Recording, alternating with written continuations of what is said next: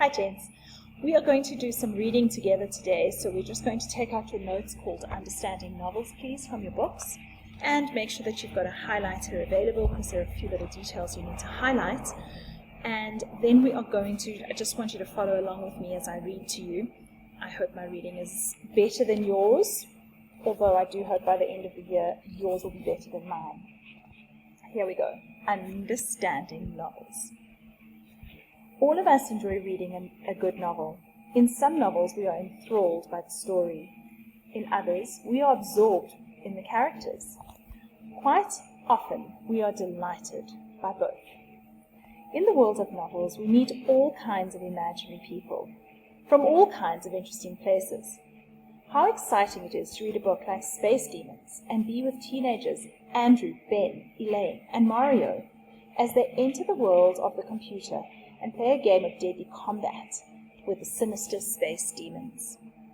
How horrifying it is to be transported 60 years into the past in Hans-Peter Richard's novel, Frederick, and experience through the suffering of Frederick the persecution of the Jews in Nazi Germany before and during World War II.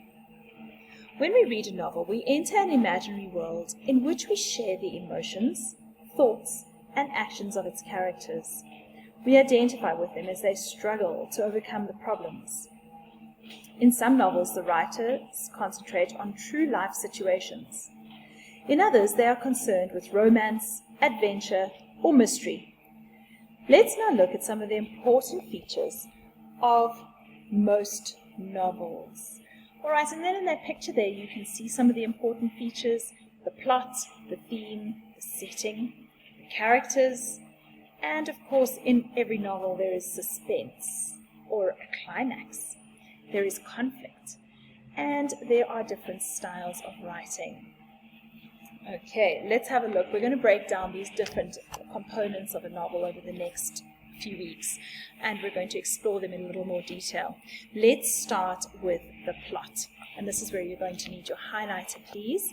The red bits that I've highlighted on the screen are needing to be highlighted by you. I will give you time to do so. The plot. The plot is the novel's story. Please highlight novel's story. That is what it really means. It is through the plot that the characters and ideas of the novel are developed in a logical pattern. Novelist Robert Leeson says, "While I'm making the plot, I get a huge piece of paper, and down the left-hand side I put the names of all the characters. Sometimes they may be worked out in great detail. Sometimes they may just be person, boy, or girl, and I might not have even given them a name. And then, across the sheet of paper, I put down what's going to happen to each character in the course of the story, just in little notes." Isn't that some interesting insight into how a real novelist actually spends time planning and preparing his story before he writes? Something as teachers are always asking you boys to do and you hate doing. But in fact, it is quite essential when you're writing a good story. And that is the development of a plot. Let's have a look at theme. The main idea or message of a novel is called the theme. Please highlight main idea or message. And those are the important meaning of what the word theme is. There are many themes that novelists explore.